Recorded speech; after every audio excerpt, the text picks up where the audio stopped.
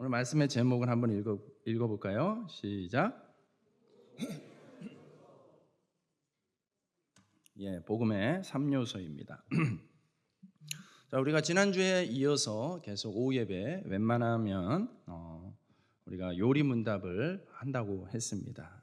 요리문답은 신앙의 중요한 교리에 대해서 질문과 대답하는 식으로 우리의 신앙의 선배들이 잘 기록해 놓은 그런 책입니다. 그래서 이게 뭐 또 다른 어떤 신학 서적이다 이런 게 아니라 성경의 내용을 성도들이 조금 더 바르게 또 체계적으로 이해하기 위해서 나름 성경을 정리해 놓은 거예요. 그러니까 성경과 다른 이야기를 하는 것이 아니라 성경 이야기를 어떤 주제에 따라서 이렇게 정리하고 기록을 한 것입니다. 그래서 오늘 두 번째 질문을 한번 읽어보도록 할까요? 두 번째 질문입니다. 질문 읽습니다. 시작.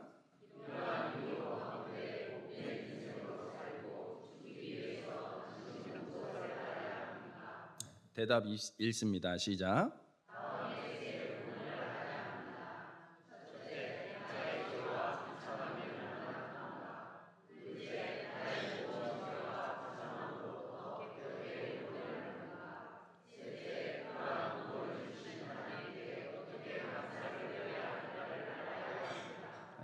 아멘.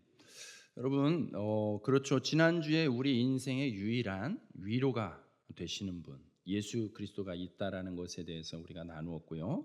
그럼 이런 위로 가운데 복된 인생으로 살고 죽기 위해서 당신은 무엇을 알아야 합니까? 라는 것이죠.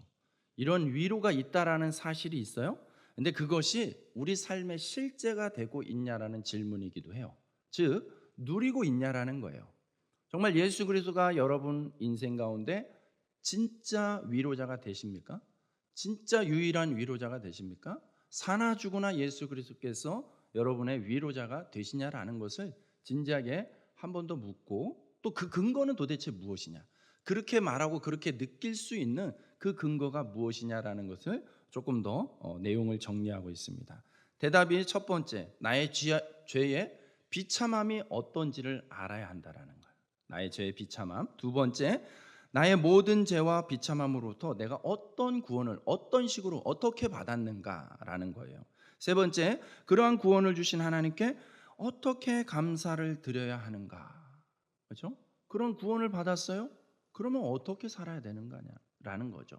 다른 어떤 목사님의 유명한 책 표현으로 하면 구원 그 이후라는 질문이 되는 거예요. 구원 받았습니까? 그렇다면 그 이후의 삶이 있다라는 거예요. 구원받았기 때문에 끝, 천국, 이게 아니라 구원받았으니까 그 이유가 있다라는 것이죠. 지난주 우리 물고기 그림을 하나 봤습니다. 기억나시나요? 스네일피쉬라는 물고기, 아주 심해 깊은 곳에서, 거의 해저 10,000m 가까운 곳에서 살아가는, 그 해저 10,000m는요 어떠한 강철, 지구상에 존재하는 어떤 강철도 버텨내지 못하는 그런 엄청난 수압이 있는 곳, 그곳에서 이 야들야들한 아주 피부가 그냥 뭐 한번 우리가 한번 밟아도 쳐도 그냥 터질 것 같은 그런 피부를 가진 이 물고기가 살아내고 있다라는 거예요. 왜요? 내부적인 대응력이 있기 때문에 그런 것이죠. 여러분, 그러니까 압력을 받음에도 불구하고 그것을 버텨낼 수 있는 내부적인 힘이 있다라는 것은 정말 큰 힘이 되는 것이죠. 그 물고기에 빗대어서 우리의 삶을 이야기 나눴습니다. 우리도 이 땅을 살아가면서 정말 감당하기 어려운 것 같은 수많은 압력을 받으면서 살아가고 있어요. 그럼에도 불구하고 우리가 그래도 살 소망이 있다, 그래도 이 삶 가운데 위로가 있다라고 말할 수 있는 근거가 누구 때문이라고요? 예수 그리스도 때문이다. 여러분, 삶의 때로는 정말 버겁게 무겁게 느껴지는 어떤 환경, 사건, 사고가 있을 수 있습니다. 그런데 그때마다 정말 예수 그리스도가 힘이 되고 있냐라는 것이죠. 예수 그리스도 때문에, 예수 그리스도 덕분에 살아가고 있냐라는 것이죠. 여러분, 소유하는 것과 누리는 것은 엄연히 다른 것입니다. 여러분, 부자라고 해가지고 돈이 많다고 해서 정말 다 부자다운 삶을 살지는 못하는 사람들도 많이 있습니다.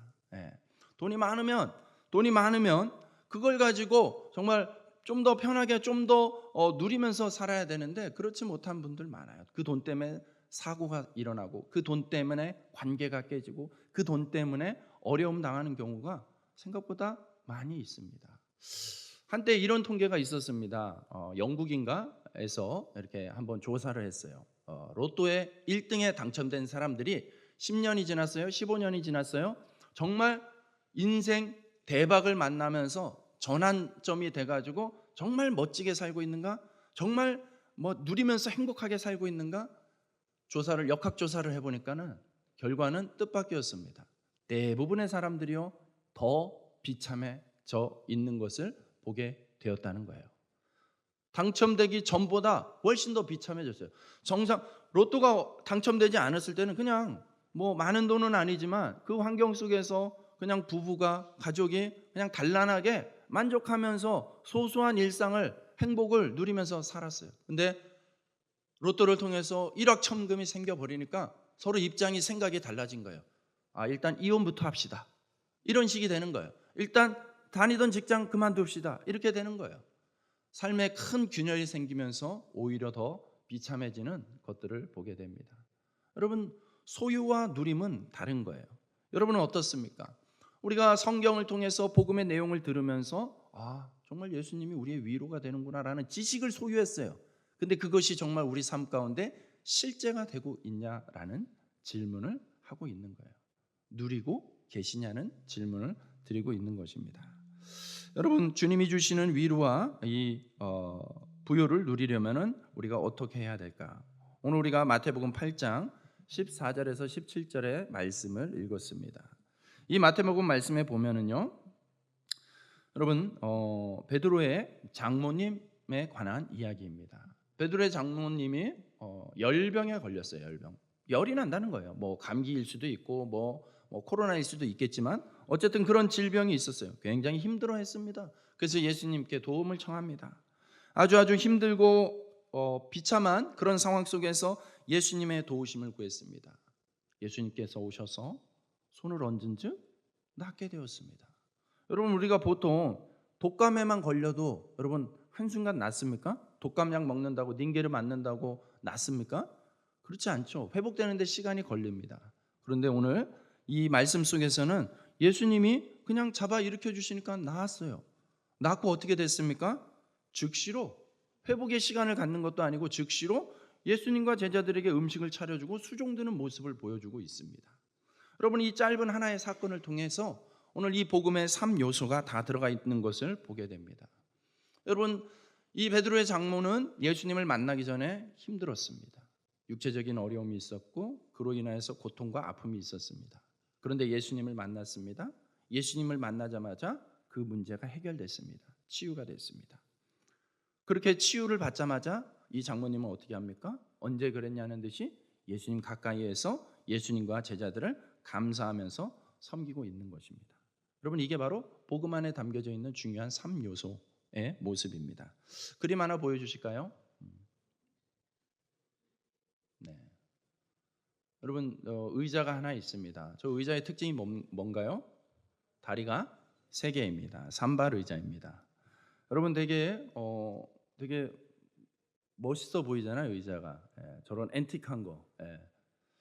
멋있고 좋습니다. 그런데 여러분, 저 의자에 만약에 다리 하나가 없다고 생각해 보십시오.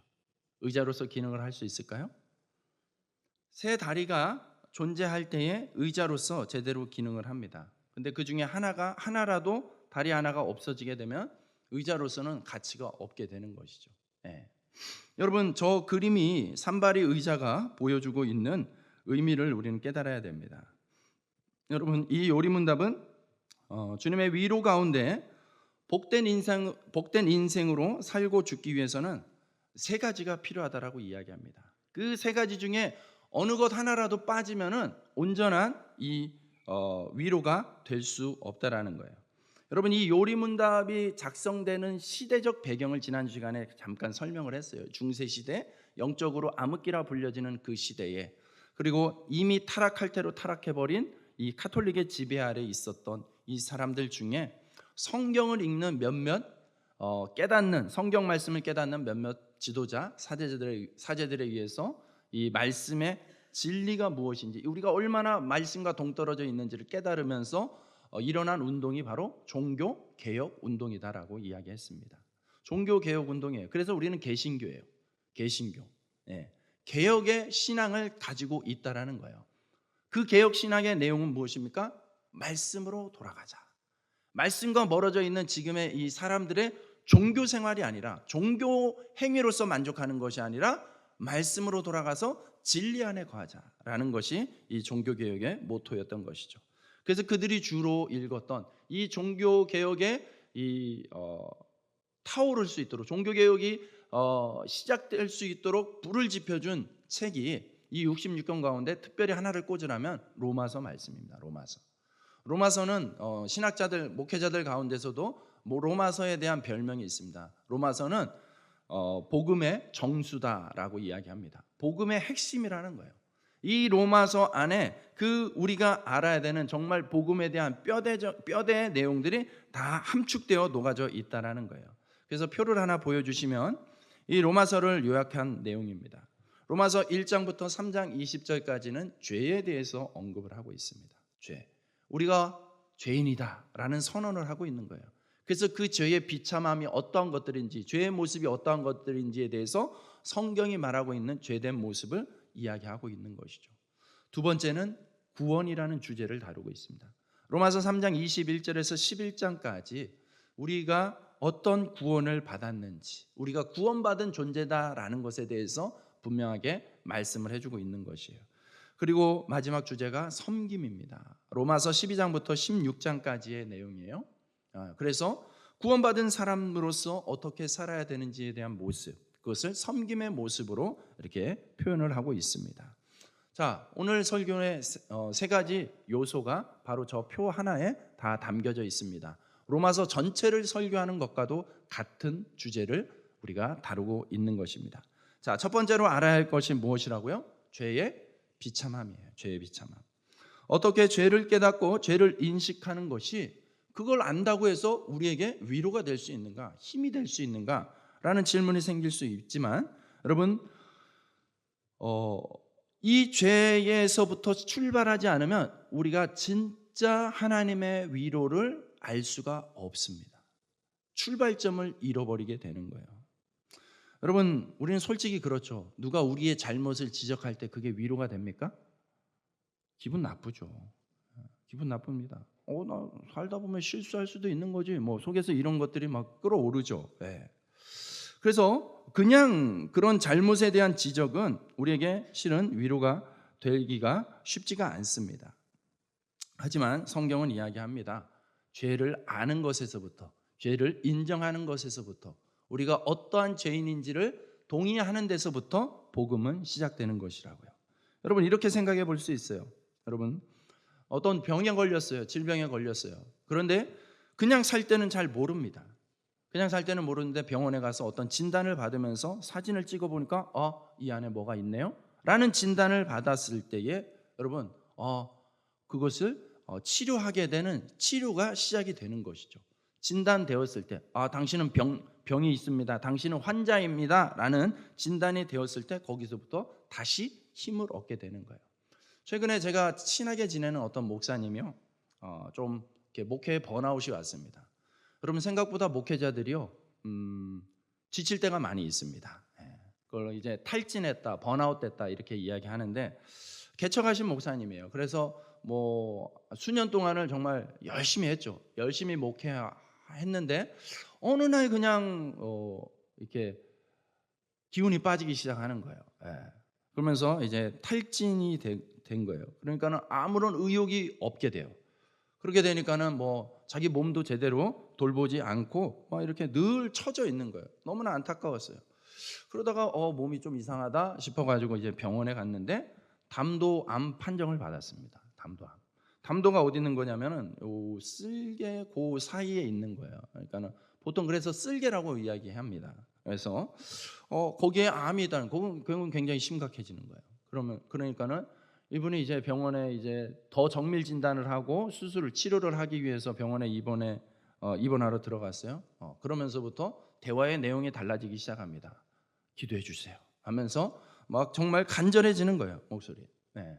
가가지고 이제 며칠 입원하면서 다시 정밀 진단을 했습니다. 다시 촬영을 했는데 처음 진단했을 때랑 다르게 그게 이제 사진상으로 작아졌다라는 거예요. 예.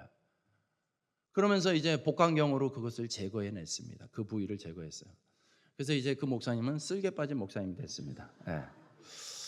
그래서 그 목사님이 이제 그런 과정들을 겪으면서 두 번째 가서 좀 더 큰 병원 가서 정밀 진단해 보니까는 첫 번째 사진하고 달라져 있는 것이고, 그걸 보니까는 이제 아닐 수도 있다라는 의견도 나오고 막 이렇게 분분한 거예요. 아직 정확한 최종 판정은 아직 나지는 않았어요. 이제 조만간 나게 되는데, 어쨌든 그런 일련의 과정들을 요 며칠 사이에, 몇 주 사이에 이제 겪으셨던 거죠. 그러면서 이제 기도가 간절해졌어요. 그러면서 하나님 살려달라고 하고 회개하는 거죠. 하나님께 다시 기회를 주시면 내가 다시 힘을 내서 목회에 전념하겠습니다. 딴짓 안 하겠습니다. 막 이렇게 고백을 하는 거예요. 제가 묻지도 않았는데 저한테 막 고해성사를 하시더라고요. 네. 그런 거죠. 네. 그렇게 진단을 받고 나서 이제 다시 힘을 얻게 되더라는 거예요. 네. 우리가 어떤 질병인지도 모른 채 살면은 그걸 고쳐야 되지라는 것에 대해서도 동의가 안 되는 것이죠. 그러면 굳이 병원에 찾아가지 않고 치료받으려고 하지 않고 그러다가 결국에 그 끝은 사망에 이르게 되는 거예요. 그와 같은 말씀을 로마서 1장에서 그렇게 이야기하는 것입니다. 로마서 1장 28절에서 32절의 말씀입니다. 한번 본문이 길지만 한번 읽어보도록 하겠습니다. 같이 읽습니다. 시작.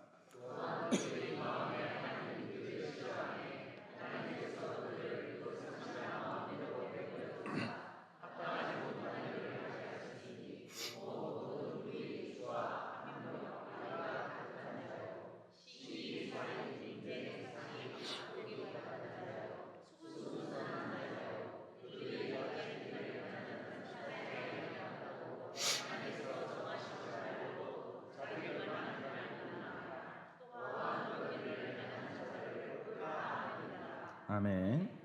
성경이 이야기하고 있는 우리의 상태에 대한 진단입니다. 이거 내용이 줄은 거예요. 내용을 줄인 거예요. 지금 중간에 땡땡땡 해가지고 넘어가잖아요. 네, 줄인 거예요. 그리고 이 외에도 이 옆에도 이렇게 더 많은 내용을 다루고 있습니다. 성경은 그렇게 우리를 아주 구체적으로 죄인이다라고 이야기해요.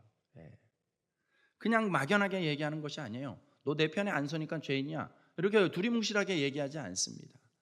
우리가 죄인이고 하나님으로부터 단절되었기 때문에 하나님의 뜻과 상관없이 하나님으로부터 멀어지는 인생을 살아가면서 죄의 싹들이, 죄의 열매들이 우리 삶 가운데 여러 형태로 나타나고 있다는 것을 적나라하게 성경은 이야기하고 있습니다. 그렇죠. 예수님을 받아들이지 않는 사람들은 나름대로 뭐 착하게 정직하게 의롭게 산다라고 주장하고 싶지만은 실은 그럴 수가 없습니다. 그럴 수가 없습니다. 왜냐하면 마음에 품어지는 것 자체가 이미 죄된 것들을 수없이 생각할 수밖에 없는 존재인 것이죠. 그 마음에 하나님 두기를 싫어함으로 인하여서 우리는 죄의 비참함으로 살아가게 되는 것입니다. 여러분 지난 한 주간에도 우리가 특별 새벽 기도회를 통하여서 얼마나 은혜스러웠습니까? 그렇죠? 새벽마다 깨어가지고 하나님 앞에 나와서 찬양하고 기도하고, 여러분 삶 가운데서 이렇게 별나게 이렇게 열정적으로 신앙생활 한 때가 언제입니까? 그렇게 많지 않을 거예요. 네. 그렇게 열심히 살아요. 여러분 그렇기 때문에 한 주간 여러분 내내 성령 충만하고 막 입만 열면 찬양이 나오고 감사가 나오고 그랬습니까? 그렇지 않죠. 분명히 이 자리에서 찬양하고 기도할 때는 은혜스러운데, 말씀 앞에 있을 때는 은혜스러운 것 같은데 돌아가면 짜증나고 돌아가면 피곤하고, 하루 종일 피곤했죠. 새벽에 나오셔서 피곤이 막 하루 종일 한 주 내내 쌓여 있을 거예요. 피곤하면 막 짜증이 나고 막 이러는 것이죠. 예.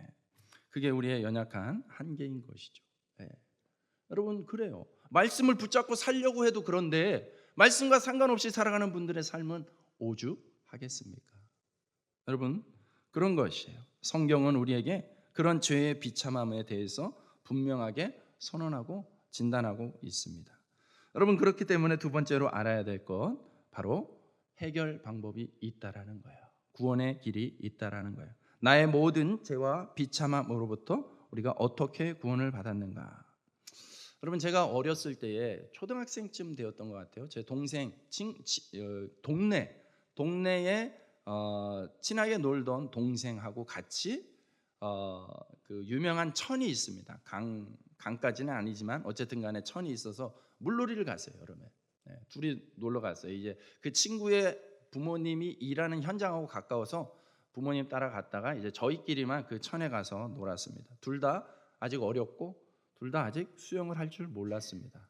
근데 이렇게 그 다른 동네거든요. 갔는데 그 동네 아이들은 뭐 거기서 늘 노니까 거기서 막 다이빙도 하고 막 재밌게 노는 거예요, 물놀이. 보면 얼마나 하고 싶어요. 그래서 저희도 가가지고 거기서 애들 다이빙 하니까 그 동생이 먼저 마음 놓고 다이빙을 했어요. 근데 아플싸 깊은 거예요. 나올 수가 없는 거예요. 처음에는 장난하는 줄 알았어요. 이렇게 물속에서 돌더라고요. 이렇게 돌더라고요. 그래서 수영 못한다더니 수영하네 자식이 이랬거든요. 근데 30초, 40초, 50초, 1분이 돼도 안 나오는 거예요. 이건 아니다 해서 주변을 둘러보니까 아저씨가 있는 거예요. 아저씨들이 막 맛있는 거 먹고 있는 거예요. 아저씨 큰일 났습니다. 저기 애가 빠졌습니다. 그 아저씨가 가가지고 허겁지겁 애를 구해냈어요. 건져냈어요. 네. 그리고는 의식을 못 차려가지고 응급실에 실려갔습니다. 몇 시간 만에 깨어났어요. 몇 시간 만에. 정말 죽었다 살아난 것이죠. 네. 저한테 그런 트라우마가 있어요. 네. 그래서 저는 죽기 살기로 수영을 배웠습니다. 수영 잘합니다. 네. 여러분, 할 줄 모르는 거예요. 할 줄 모르니까는 스스로 빠져나오지를 못하는 거예요. 여러분, 죄에 빠져 있다라는 것은 마치 그와 같은 거예요. 사람들은 생각하죠. 그거 내 힘으로 어떻게 해결해 보지? 인생의 문제 내 힘으로 해결해 보지. 죄의 문제 내 힘으로 해결해 보지. 착하게 살면 되지. 바르게 살면 되지. 뭐 저렇게 교회 다니는 사람들은 지은 죄가 많아가지고 맨날 죄인이다. 똑바로 좀 살지. 교통신호 좀 잘 지키지. 이렇게 생각들 하는 거예요. 네. 여러분, 그런데 우리가 착각해서는 안 됩니다. 절대로 스스로 해결할 수가 없습니다. 사람들은 스스로 해결할 수 있다는 식으로 접근하다 보니까 나름대로 해결 방법을 찾는 거예요. 그래서 본능적으로 여러분 찾는 것이 만들어지는 것이 우상인 거예요. 여러분, 이 전 세계에 왜 이렇게 종교가 많겠습니까? 다 나름대로 그 사람들이 해결되지 않는 그 부분을 무언가는 해결할 만한 대책거리를 찾았기 때문에 그런 거예요. 그래서 수많은 종교들이 생겨난 거예요. 그래서 그 종교들이, 그 신들이 실은 자기들이 만든 종교잖아요. 자기들이 만든 종교. 예. 그렇기 때문에 그들이 신을 대하는 것과 우리가 대하는 하나님과는 너무나 달라요. 그들은 신이 마치 무엇과도 같아요? 알라딘의 요술램프 같죠. 그래서 막 비비면 돼요. 비비면 이것도 해주세요, 저것도 해주세요. 막 비비면 돼요. 예. 여러분, 이런 거예요. 사람들이 스스로 그 문제를 어떻게든 해결하려고 이렇게 발버둥 치는 모습이에요. 여러분, 성경은 우리에게 분명히 이 구원의 부분에 대해서 이야기를 하고 있습니다. 사도행전 4장 12절 말씀입니다. 다른 이로서는 구원을 얻을 수 없나니 천하 인간의 구원을 얻을 만한 다른 이름을 우리에게 주신 일이 없음이니라. 예. 그 물속에서 수영 못하는 아이는 스스로 나올 수가 없습니다. 외부에서 도움의 손길이 있어야만이 건져질 수 있는 것이죠. 우리 구원의 문제가 그와 같다는 거예요. 다른 이로서는 구원을 얻을 수 없나니 천하 인간의 구원을 얻을 만한 다른 이름을 우리에게 주신 일이 없습니다. 예수 그리스도 외에는 우리에게 구원이 이를 수 없다라는 것, 그것을 성경은 분명하게 밝히고 있습니다. 죄인은 우리에게 완전한 하나님이시며 완전한 인간이 되신 우리를 죄에서 구원해 줄 수 있는 분, 예수 그리스도 한 분밖에 없는 줄로 믿습니다. 예. 세 번째로 우리가 알아야 될 것은, 그렇다면 우리가 이런 구원의 은혜를 입었다면 이 은혜 입은 자로서 우리의 반응은 어떠해야 되냐라는 것이죠. 아마 이 세 번째가 한국 기독교에 있어서 가장 약한 부분이 아닐까, 저는 그렇게 개인적으로 생각합니다. 구원의 은혜에 대한 감사를 잃어버린 자들이 너무나 많죠. 어떻게 감사해야 되는지를 알아야 돼요. 여러분, 그렇기 때문에 우리가 성령의 도우심을 구하는 것이죠. 새로운 삶을 살아가는 거예요. 여러분, 구원받았다는 게 무엇입니까? 전에는 죽어 있는데 새 생명을 얻었다는 거예요. 새 생명을 얻었다는 것은 새로운 삶이 시작되는 거예요. 새로운 삶이 시작되었기 때문에 새로운 삶에 걸맞게 새로운 삶의 방식을 가지고 새로운 삶의 방향을 가지고 살아가야 되는 거예요. 이런 변화가 분명하냐라는 것이죠.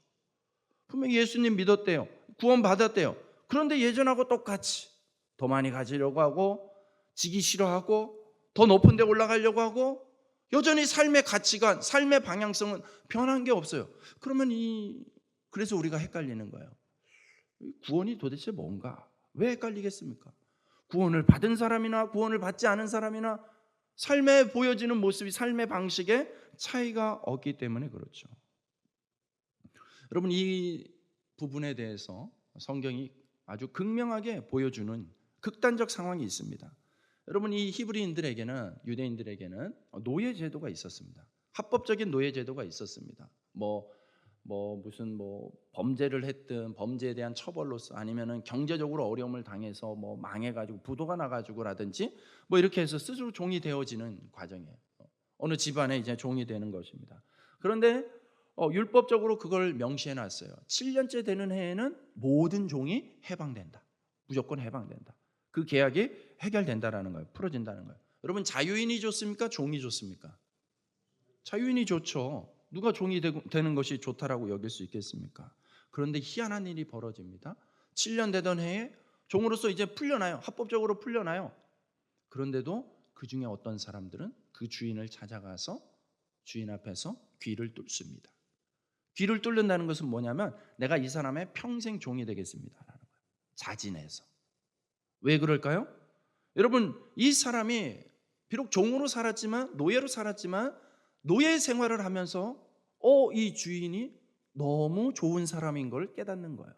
그래서 그냥 내가 자유인으로 사는 것보다 차라리 이분의 종이라면, 이분과 이런 관계라면 나는 평생 여기 있어도 좋아요. 이런 거예요.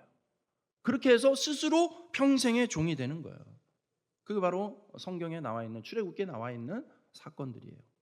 스스로 귀를 뚫고 종이 되어지는, 그래서 평생 종으로서 살아가는 거예요.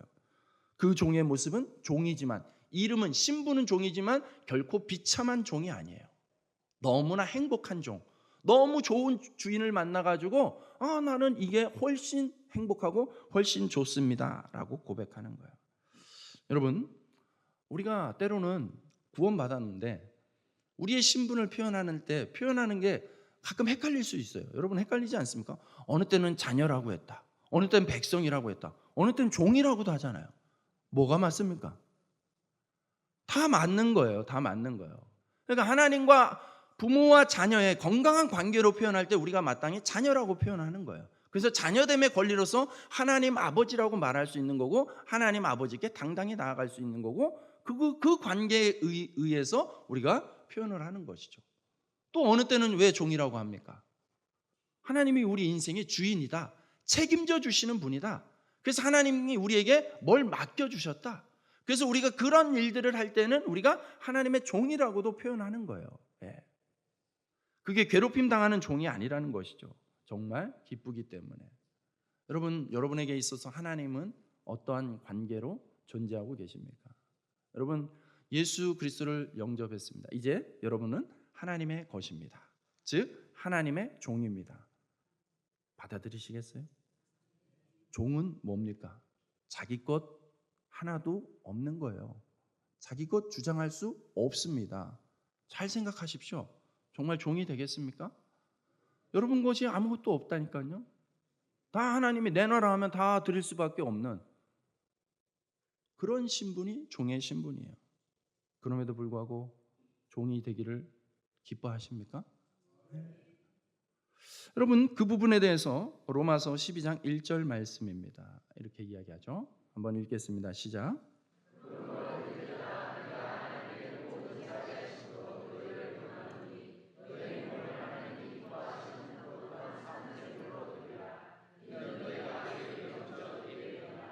아멘. 네.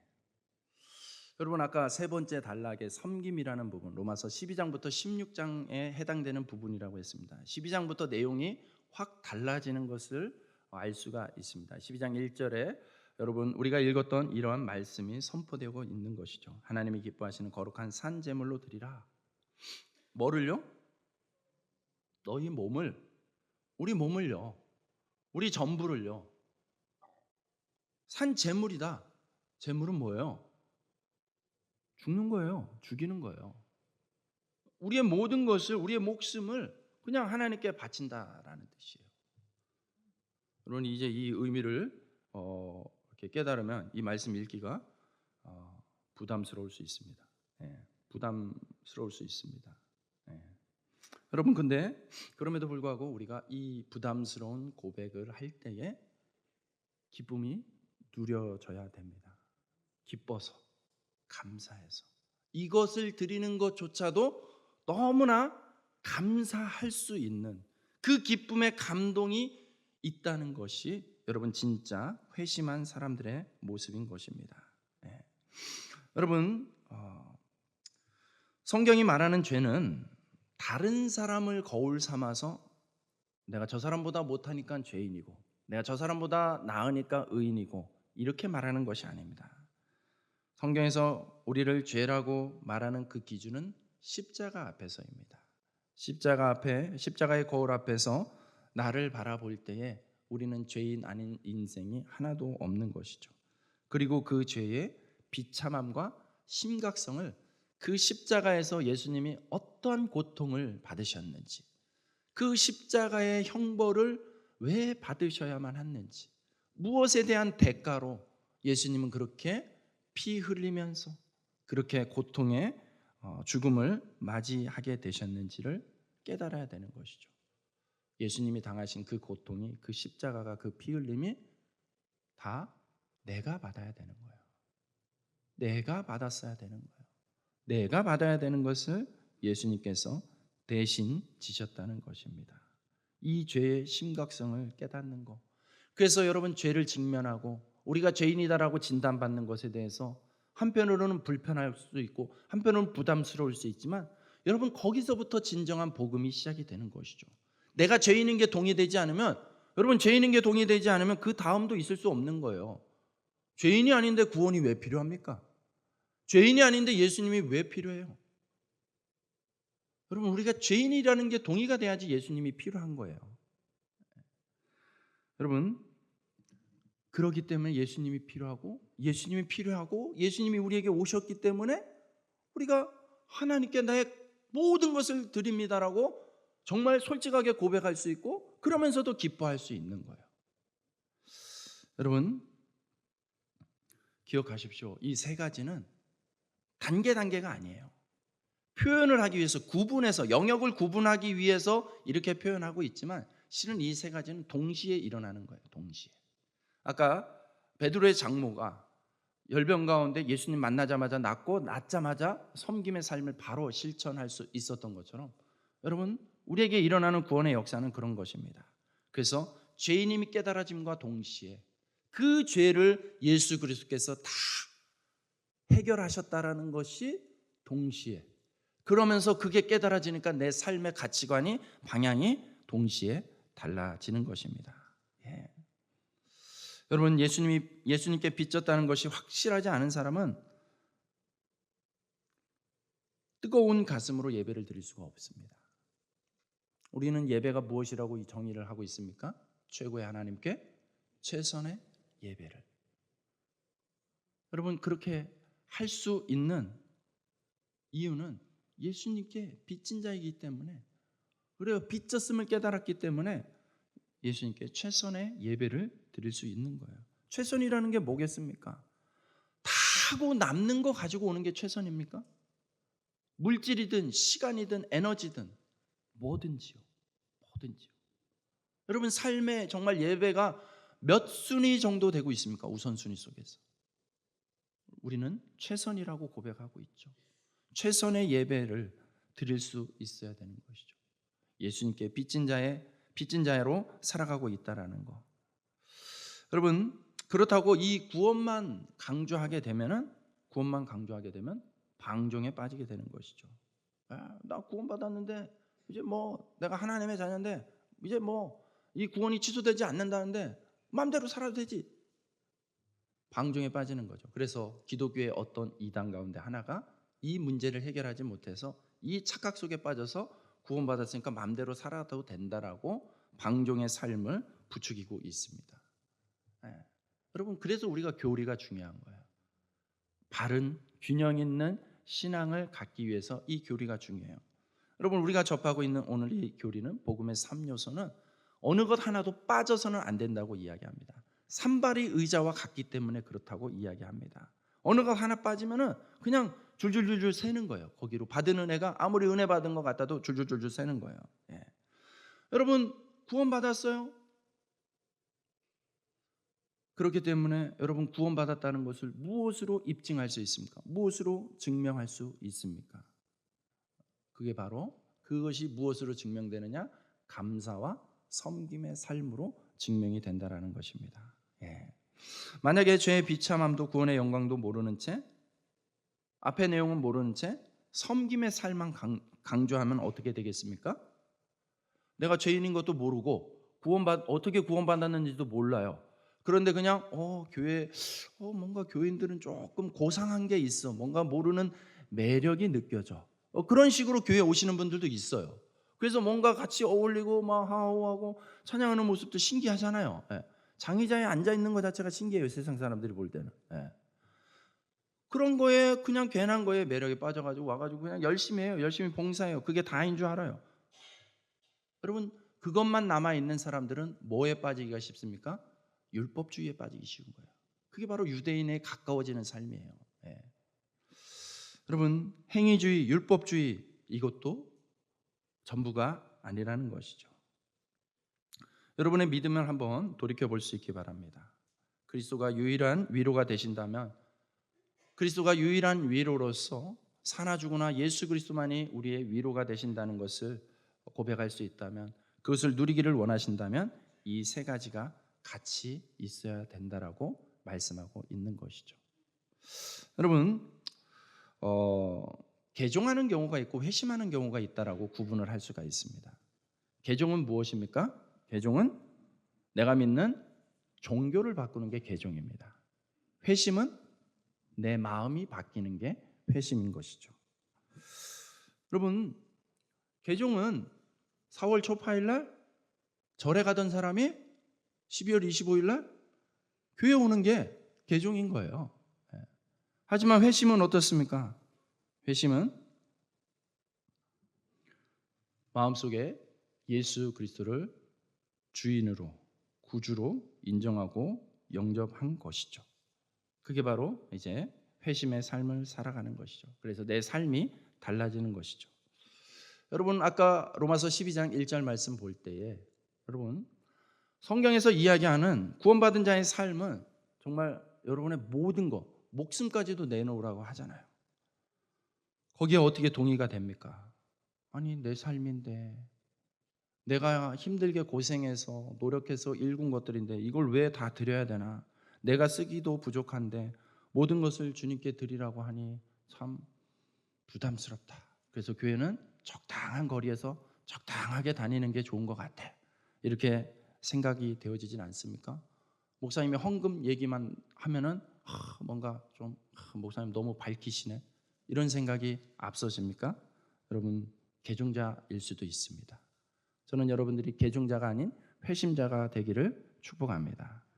정말 마음이 바뀌어서, 마음의 중심이, 마음의 가치가 바뀌어서 예수 그리스도만이 내 인생의 전부이고, 나는 나의 모든 것은 다 그분의 것이고, 그분이 주장하면 그분께 기꺼이 모든 것을 내어놓을 수 있는 그러한 삶을 살겠노라고 결단하고 고백하고 또 실제로 그렇게 살아갈 수 있기를, 그래서 정말 예수 그리스도가 사나 죽으나 나의 유일한 위로자입니다 라는 고백이 하나님 앞에서 진실되기를 주님의 이름으로 축복합니다.